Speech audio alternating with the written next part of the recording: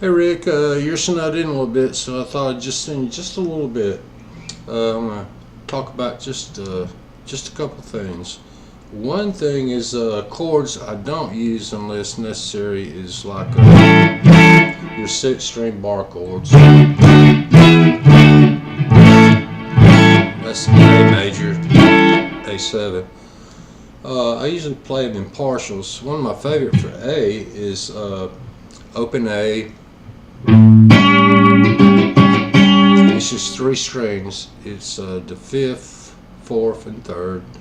So I got open A, and that's a G note on the 5th fret. My second finger is actually hitting the C sharp, which is the 3rd.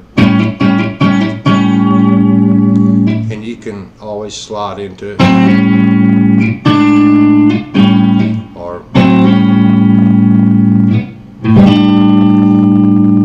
put my 3rd finger on the 3rd string, which gives you your 4th.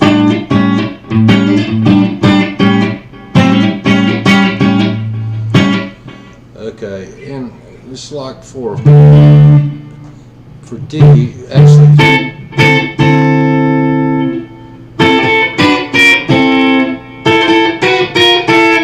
That would be a partial for your D. And I'm just hammering into the 3rd from the flat 3rd to major. And then if you go to E,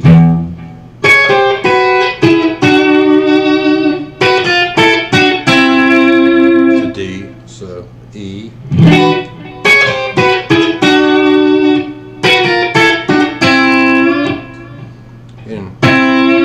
See how I kind of bent that?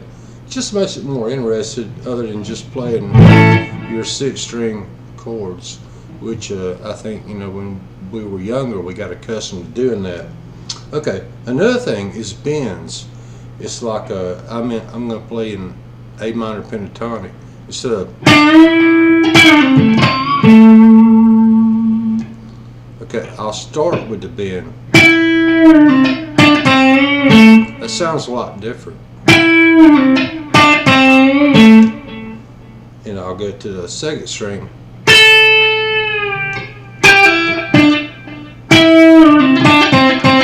Instead of pushing the bend up, I'll start. Oh, that's pentatonic. Okay. The one thing about the pentatonic, and I know this can be hard, so I'm not going to take it too far, is now I just play the blues scale. And all that is right there is the flat 5. And I really shouldn't say that because I know that can, it's a E flat note. It's a half step.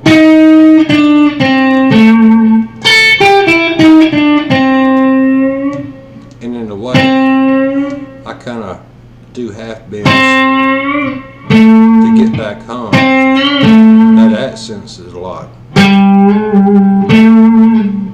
And you can bend all your notes kind of like that.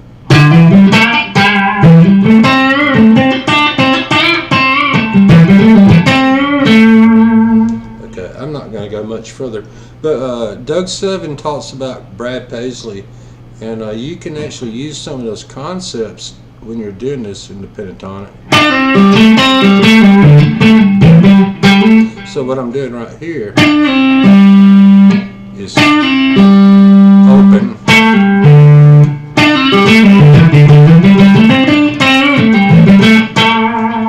So you have to do that kind of quick because you're getting notes that's actually not that pleasant if you play them slow. So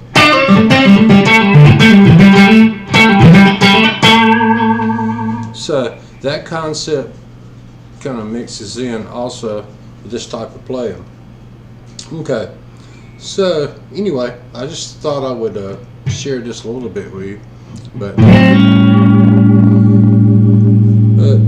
back to the beginning, I hardly ever play your full chords. It's good to know them, view them, and sometimes it's necessary. But when you're playing with a group of people,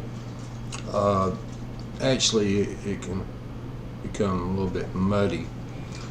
And you can you can lay down, just lay down a jam track in A7 with drums and bass and whatever, and just stay on A7. And then if you go down the list of the scales I talked about, which is A minor pentatonic, blues scale, you can play D major. I prefer to think of B minor, which is the same scale because they're relative, same notes. And just kind of, you can kind of do like a A7.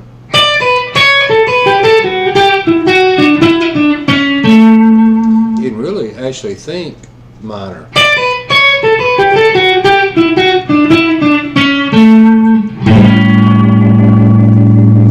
Okay, now since B minor and D major are relative, now if you want to play arpeggios, triads, you would want to do that in a diatonic form out of D major, because that's where they're going to come from, and that's, if you don't understand that, that's just something we'll have to talk about.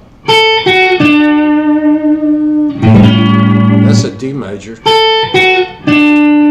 It's the bottom of your bar chord.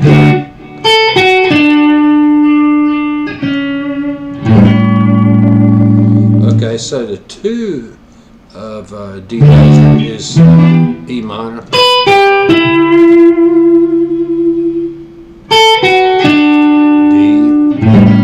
So the 3 is F sharp minor. So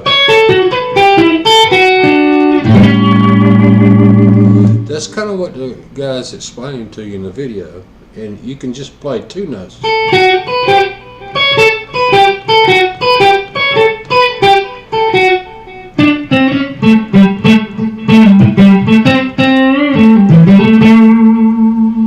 So anyway, that's just a little segment of actually what he's talking about. So I don't know. I hope that's helpful.